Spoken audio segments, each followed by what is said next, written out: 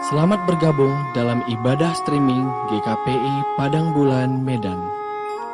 Sesaat lagi, kita akan memulai ibadah pada hari ini. Yang perlu dipersiapkan dalam ibadah ini adalah Alkitab, Kidung Jemaat dan pelengkap Kidung Jemaat, kertas acara, dan persembahan. Kertas acara dapat diperoleh melalui kantor gereja GKPI Padang Bulan, menghubungi penatua di sektor masing-masing, mendownload kertas acara terlebih dahulu pada link yang ada di deskripsi video ini, dan dapat juga dengan mengaktifkan subtitle yang ada pada platform YouTube Anda dengan pilihan bahasa Indonesia. Ibadah akan dimulai sesaat lagi. Mari persiapkan hati dan pikiran kita masing-masing.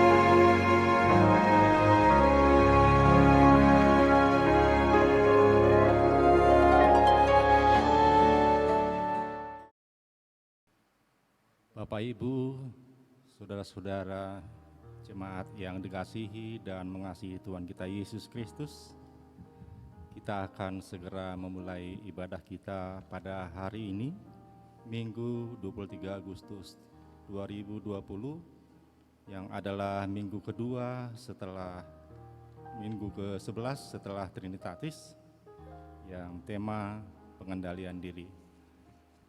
Oleh karenanya, untuk mempersiapkan hati dan pikiran kita untuk memulai ibadah kita, marilah kita mengambil waktu sejenak untuk saat teduh. Kita berdoa dalam hati kita masing-masing.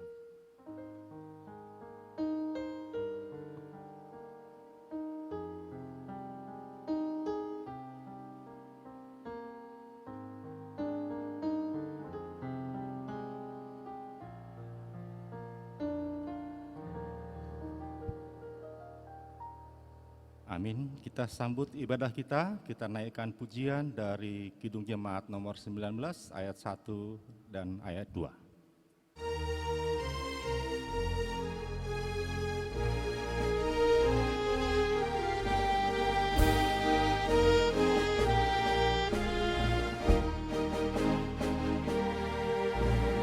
Tuhanku Yesus, Raja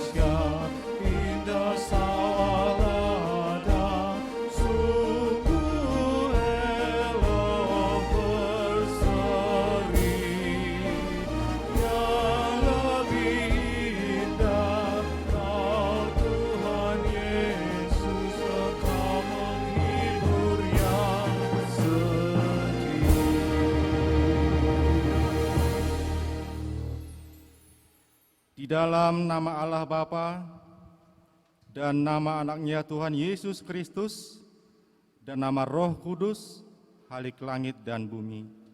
Amin. Allah menentang orang yang congkak, tetapi mengasihi orang yang rendah hati. Haleluya. Haleluya.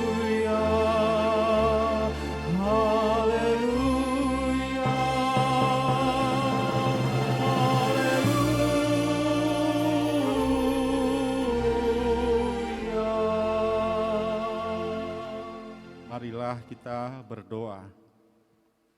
Ya Tuhan Allah yang Maha Kuasa dan Maha Pengasih, Engkau menghendaki agar kami hidup penuh bahagia selama-lamanya Engkau telah menyatakan kasih setiamu kepada kami, agar kami mengenal keselamatan yang berasal darimu. Karena itu kami merendahkan diri kami dan memohon kepadamu, curahkanlah roh-Mu atas kami, agar kami percaya akan kasih-Mu dan senantiasa mendengarkan suara-Mu yang senantiasa memanggil kami untuk menyambut anugerah keselamatan yang telah Engkau sediakan di dalam Yesus Kristus Tuhan kami. Amin. Kita sambut pembacaan firman Tuhan, kita bernyanyi dari Kidung Jemaat nomor 49 ayat 2.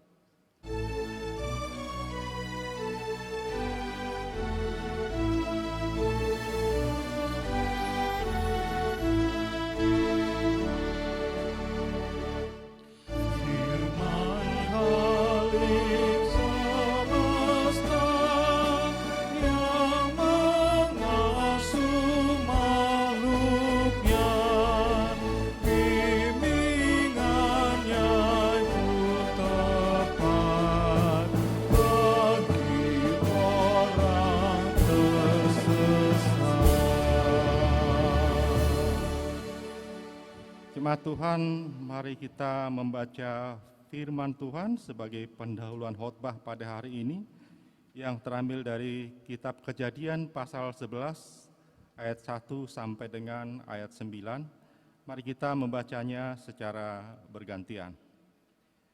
Demikian firman Tuhan. Adapun seluruh bumi satu bahasanya dan satu logatnya. Maka berangkatlah mereka ke sebelah timur dan menjumpai tanah datar di tanah Sinear, lalu menetaplah mereka di sana. Mereka berkata seorang kepada yang lain, marilah kita membuat batu bata dan membakarnya baik-baik. Lalu bata itulah dipakai mereka sebagai batu dan tergala-gala sebagai tanah liat. Juga kata mereka, marilah kita dirikan bagi kita sebuah kota dengan sebuah menara yang puncaknya sampai ke langit. Dan marilah kita cari nama, supaya kita jangan terserak ke seluruh bumi. Lalu turunlah Tuhan untuk melihat kota dan menara yang didirikan oleh anak-anak manusia itu. Dan ia berfirman, mereka ini satu bangsa dengan satu bahasa untuk semuanya. Ini barulah permulaan usaha mereka. Mulai dari sekarang, apapun juga yang mereka rencanakan, tidak ada yang tidak dapat terlaksana. Baiklah kita turun dan mengacau balaukan di sana bahasa mereka, sehingga mereka tidak mengerti lagi bahasa masing-masing. Demikianlah mereka diserahkan Tuhan dari situ ke seluruh bumi, dan mereka berhenti mendirikan kota itu. Itulah sebabnya sampai sekarang nama kota itu disebut Babel, karena disitulah dikacau balaukan Tuhan bahasa seluruh bumi, dan dari situlah mereka diserahkan Tuhan ke seluruh bumi. Demikian pembacaan firman Tuhan. Berbahagialah setiap orang yang mendengar firman Allah, yang menghayati serta mengamalkannya. Amin. Mari kita puji Tuhan untuk menyambut pengakuan dosa kita dari Kidung Jemaat nomor 379 ayat 2 dan ayat 3.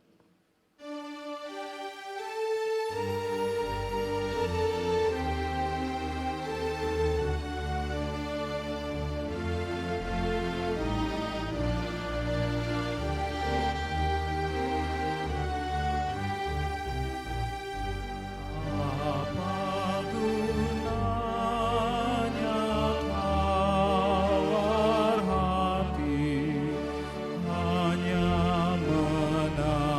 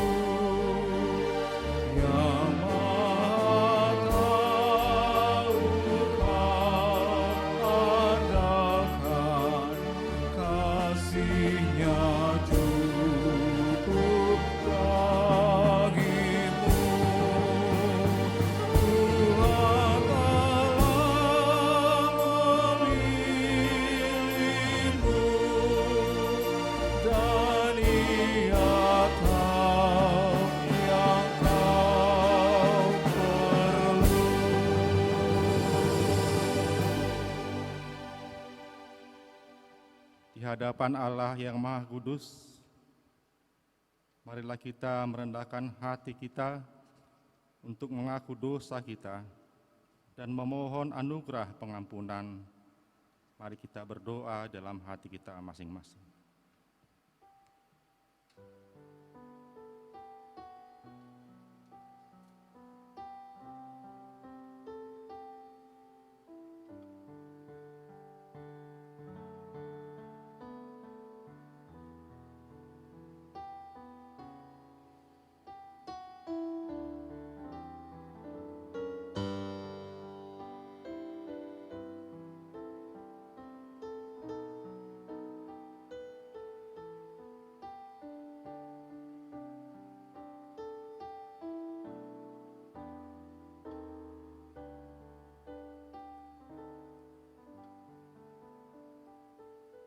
Bapa kami yang di surga, yang Maha Pengasih, kami berkumpul bersama-sama datang ke hadapan-Mu, memohon belas kasihan-Mu, karena Engkau adalah Tuhan yang Maha Pengasih. Ya Roh Kudus, tolong dan kasihanilah kami. Terangilah hati dan pikiran kami, agar kami dapat memilih apa yang benar dan yang baik dan melakukan kehendak-Mu, sehingga kami beroleh hidup yang baru di dalam Yesus Kristus Tuhan kami. Amin. Janji Tuhan tentang pengampunan dosa. Aku telah menghapus segala dosa pemberontakanmu, seperti kabut diterbangkan angin, dan segala dosamu seperti awan yang tertiup. Kembalilah kepadaku, sebab aku telah menebus engkau. Segala kemuliaan bagi Allah di tempat yang maha tinggi. Amin. Kita puji Tuhan dari Kidung Jemaat nomor 382 ayat 1.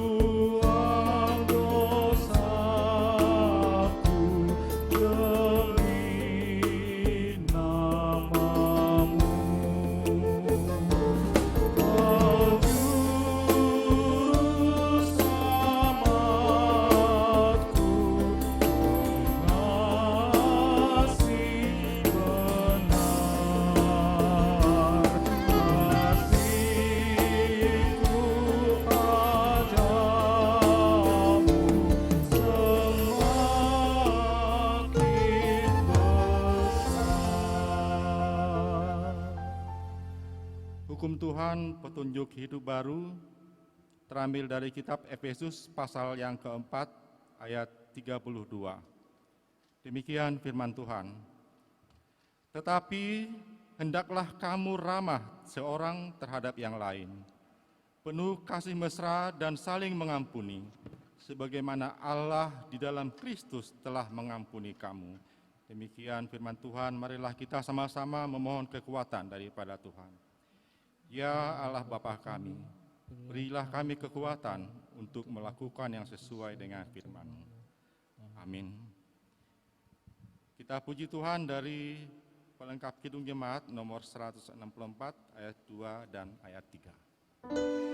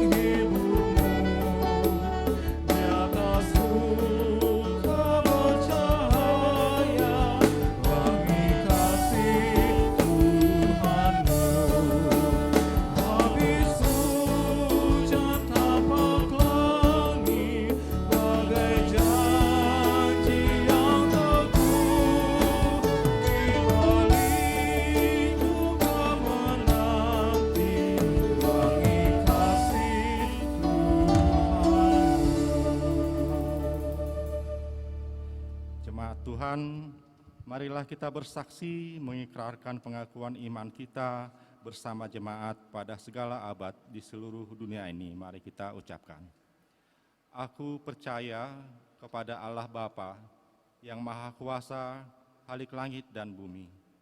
Aku percaya kepada Yesus Kristus, Anaknya yang tunggal Tuhan kita, yang dikandung daripada Roh Kudus, lahir dari anak darah Maria, yang menderita di bawah pemerintahan Pontius Pilatus, disalibkan, mati dan dikuburkan, turun ke dalam kerajaan maut, pada hari yang ketiga, bangkit pula dari antara orang mati, naik ke sorga, duduk di sebelah kanan Allah Bapa yang Maha Kuasa, dan akan datang dari sana untuk menghakimi orang yang hidup dan yang mati.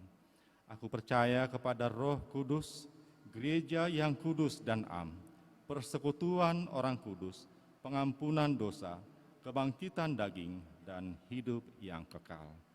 Amin. Untuk mempersiapkan hati kita menyambut sabda Allah, mari kita puji Tuhan dari Kidung Jemaat nomor 364 ayat 1 sampai dengan ayat 2.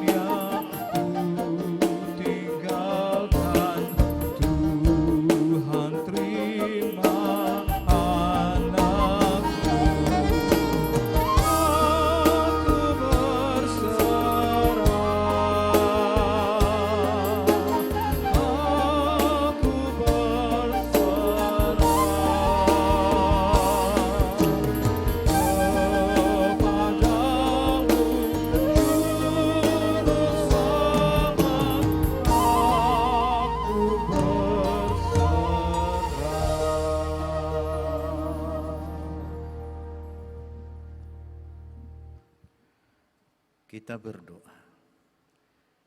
Damai sejahtera Allah yang melampaui segala akal budi manusia, kiranya menyertai hati dan pikiran saudara dalam Kristus Yesus Tuhan kita. Amin. Mari kita buka Alkitab kita dari kitab 1 Korintus pasal 6 ayat 12 sampai 20. Segala sesuatu halal bagiku, tetapi bukan semuanya berguna. Segala sesuatu halal bagiku, tetapi aku tidak membiarkan diriku diperhamba oleh suatu apapun. Makanan adalah untuk perut, dan perut untuk makanan, tetapi kedua-duanya akan dibinasakan Allah. Tetapi tubuh bukanlah untuk percabulan, melainkan untuk Tuhan, dan Tuhan untuk tubuh. Allah yang membangkitkan Tuhan akan membangkitkan kita juga oleh kuasa-Nya. Tidak tahukah kamu bahwa tubuhmu adalah anggota Kristus? Akan kuambilkah anggota Kristus untuk menyerahkannya kepada percabulan? Sekali-kali tidak. Aku tidak, atau tidak tahukah kamu bahwa siapa yang mengikatkan dirinya pada perempuan cabul menjadi satu tubuh dengan dia? Sebab demikianlah kata Nas, keduanya akan menjadi satu daging. Tetapi siapa yang mengikatkan dirinya pada Tuhan menjadi satu roh dengan dia. Jauhkanlah dirimu dari percabulan. Setiap dosa lain yang dilakukan manusia terjadi di luar dirinya. Tetapi orang yang melakukan percabulan berdosa terhadap dirinya sendiri. Atau tidak tahukah kamu bahwa tubuhmu adalah bait Roh Kudus yang diam di dalam kamu, Roh Kudus yang kamu peroleh dari Allah, dan bahwa kamu bukan milik kamu sendiri, sebab kamu telah dibeli dan harganya telah lunas dibayar. Karena itu muliakanlah Allah dengan tubuhmu. Demikian firman Tuhan. Bapak, Ibu, dan saudara sekalian, kita akan tetap menjaga protokol kesehatan di dalam gereja kita, khususnya Bapak Ibu yang berkebaktian ibadah malam setiap hari Minggu, maka kita perlu kerjasama yang lebih lagi dengan menjaga jarak ketika antri, mungkin mencuci tangan, atau antri mungkin di dalam perparkiran, atau antri mungkin dalam menerima kertas atau lembaran ibadah. Dengan demikian, biarlah kiranya kasih Tuhan beserta kita di gereja dalam peribadahan kita. Dalam nas kita saat ini, bahwa dijelaskan kenapa terjadi percabulan itu sendiri.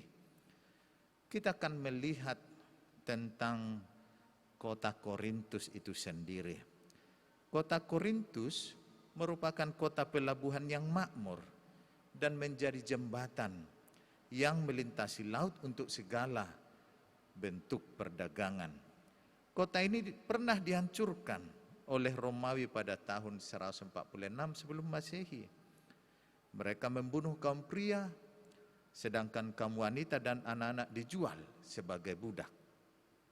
Korintus dibangun kembali oleh Julius Caesar untuk para veteran tentaranya pada tahun 44 sebelum Masehi.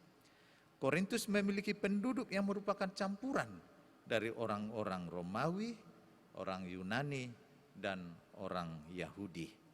Kota Korintus menjadi pusat perdagangan yang berkembang saat itu, juga menjadi kota industri, secara khusus industri keramik yang sering mungkin kita dengar sebagai tembikar. Hal itu merupakan keramik. Korintus banyak dipengaruhi kebiasaan amoral dari bangsa-bangsa asing melalui kapal-kapal yang berlabuh di Korintus. Korintus adalah kota yang dipersembahkan kepada dewa Venus. Dewa ini adalah dewa percabulan dan perzinahan. Bahkan kata Korintus adalah berasal dari kata Korintiazomai, artinya percabulan. Banyak wisatawan yang berziarah ke kuil Dewi Afrodit, yaitu Dewi Cinta, kecantikan, kesuburan, yaitu bagi para pelayaran. Kota Korintus yang sangat terbuka pada dunia luar sangat membentuk dan membuat kehidupan mereka masuk ke dalam dunia kebebasan. Paulus pertama kali datang ke kota ini adalah sekitar tahun 51 sampai 52 Masehi dan tinggal di sana selama 18 bulan. Paulus memberitakan Injil di Korintus, sehingga kalau kita dengar keluarga Aquila dan Priscilla, begitu juga Crispus dengan seisi rumahnya, mereka memberi dirinya untuk dibaptis. Dan masih banyak lagi orang-orang yang dibaptis oleh Paulus karena mendengar pemberitaan Injil dan mereka bertobat. Paulus mendirikan gereja di sana. Melihat situasi yang ada di antara jemaat Tuhan di Korintus, Paulus dengan tegas mengecam perbuatan-perbuatan mereka tentang ketamakan, pemerasan, dan kenajisan moral sesama orang Korintus. Jemaat Korintus banyak mengecewakan Paulus. Berbagai dosa ada di dalamnya. Ada dosa membuat perpecahan di antara mereka. Terlebih amoral seperti perzinahan, bahkan menuntut di pengadilan sesama mereka, padahal sesama Kristen. Hampir semua masalah yang timbul dalam jemaat Korintus berhubungan langsung dengan latar belakang kehidupan kota Korintus. Paulus memperhatikan bahwa orang Korintus menganggap dirinya bebas terhadap segala aturan, termasuk bebas melakukan perzinahan, bebas melakukan percabulan, dan mereka anggap tidak dosa. Maka dikatakan di sini Paulus menyindir tentang segala sesuatu yang halal. Paulus menentang kebebasan yang kebablasan itu. Paulus melihat bahwa kebebasan itu perlu dengan mempertimbangkan secara rohani. Karena kebebasan yang digunakan orang Korintus sebenarnya bukan lagi kebebasan, tetapi perhambaan dalam kedagingannya. Termasuk juga tentang semua makanan dianggap halal dan mendorong keinginan makan dan minuman secara berlebihan. Makanan adalah untuk perut dan perut untuk makanan, tetapi harus dikendalikan. Jika sudah diperhambakan oleh perut dan nafsu makan, maka jelas akan mengakibatkan kesalahan fatal. Paulus menjelaskan jika sudah diperhamba perut, maka lebih baik tidak makan dan tidak minum. Sebab keduanya akan dibinasakan Allah, yakni perut dan makanan itu sendiri. Jika kita menghubungkan persoalan ini dengan masa yang akan datang, di mana ada kebangkitan daging orang-orang yang percaya, tentu salah satu anggota tubuh yang tidak dibutuhkan pada masa yang akan datang, yaitu perut. Karena di sorga tidak ada lagi rasa lapar dan haus, dan semuanya di dalam sukacita. Tampaknya Paulus mengaitkan makanan sebagai asupan tubuh dan makanan itu sebagai penunjang tubuh yang sehat, tetapi sekaligus tubuh yang sehat itu tidak untuk percabulan, tetapi untuk Tuhan dan Tuhan untuk tubuh. Tubuh haruslah menjadi alat kebenaran yang melakukan kehendak Tuhan, sebab tubuh kita adalah anggota tubuh Kristus. Untuk itu Paulus melanjutkan tubuh yang menjadi satu roh dalam persekutuan dengan Kristus, menjadikan tubuh kita memiliki kepala yang benar, yaitu Kristus itu sendiri. Jika masih berbuat percabulan, risikonya bahwa tubuh Kristus itu sudah kita cemari. Tentu Paulus mengingatkan supaya tubuh kita sangat-sangat jauh dari percabulan, sebab kalau itu terjadi maka disebut keduanya menjadi satu daging. Tuhan tidak mungkin disatukan dengan percabulan itu sendiri. Hal itu kehinaan besar, noda bagi keimanan Kristen. Oleh karena itu Paulus berkata, jauhilah dirimu dari percabulan.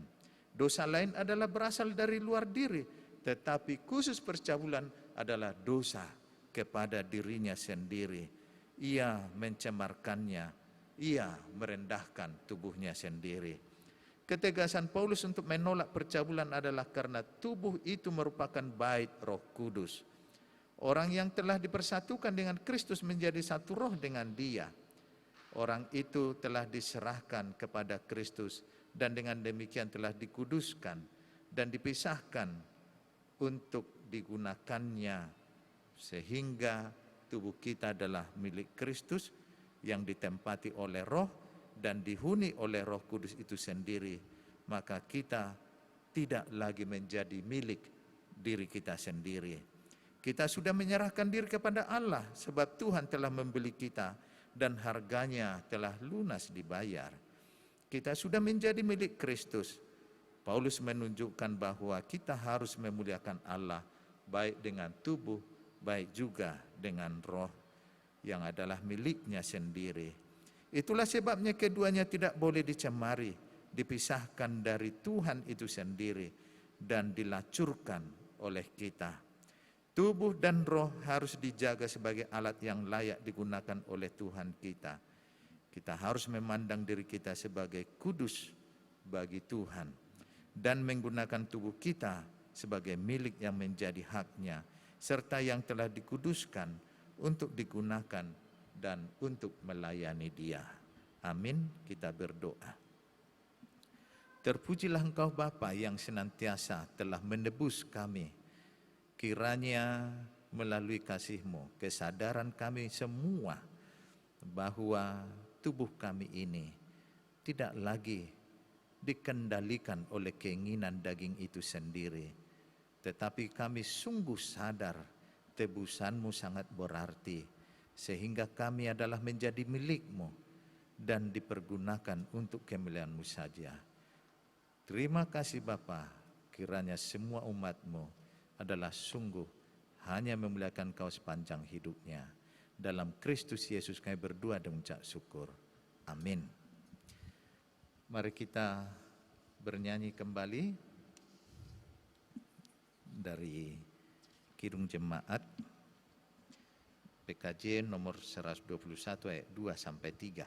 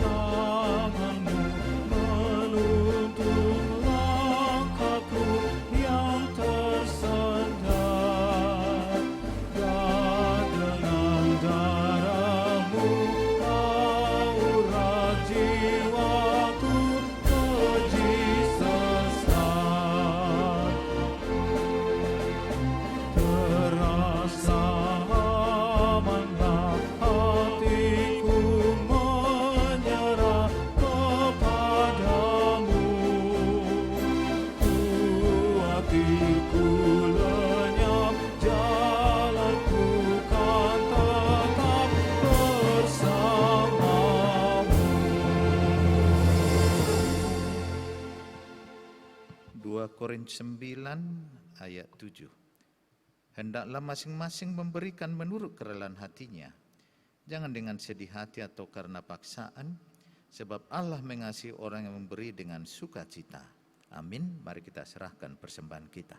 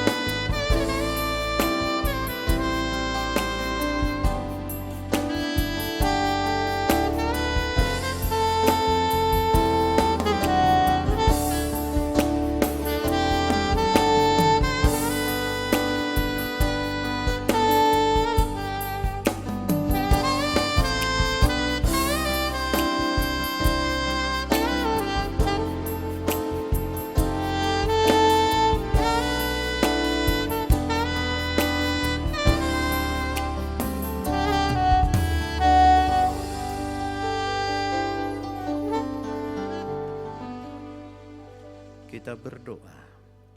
Ya Allah Bapa kami yang ada di surga, kami mengaku dengan setulus hati, Engkaulah sumber segala berkat dan karunia dalam hidup kami.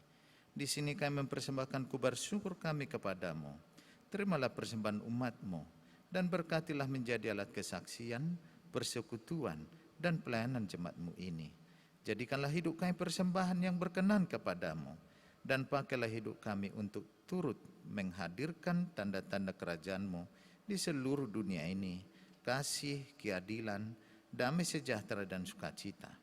Bukalah hati kami dengan Roh Kudus-Mu, agar kami senantiasa mengucapkan syukur kepadamu di dalam nama Yesus Kristus Tuhan kami. Amin. Pemberian kami selamanya dari tangan-Mu asalnya, yang Kau terima itulah yang Kau beri.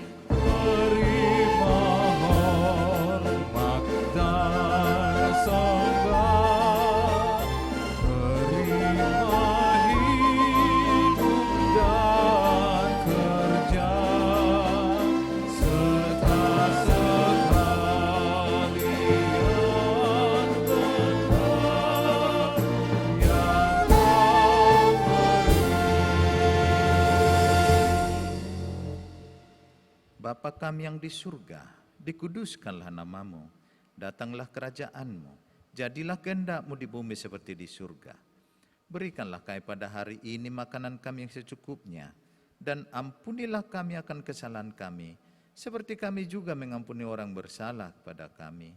Dan janganlah membawa kami ke dalam pencobaan, tetapi lepaskanlah kami daripada yang jahat.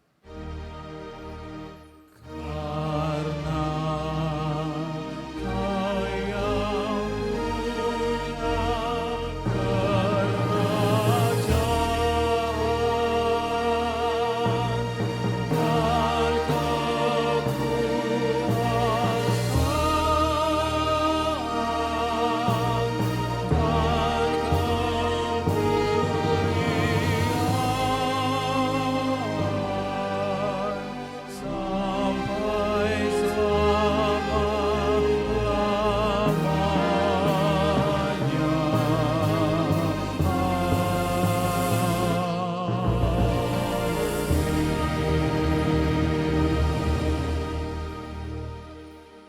Terimalah berkat Tuhan. Tuhan memberkati engkau dan melindungi engkau. Tuhan menyinari engkau dengan wajah-Nya dan memberi engkau kasih karunia. Tuhan menghadapkan wajah-Nya kepadamu dan memberi engkau damai sejahtera. Amin.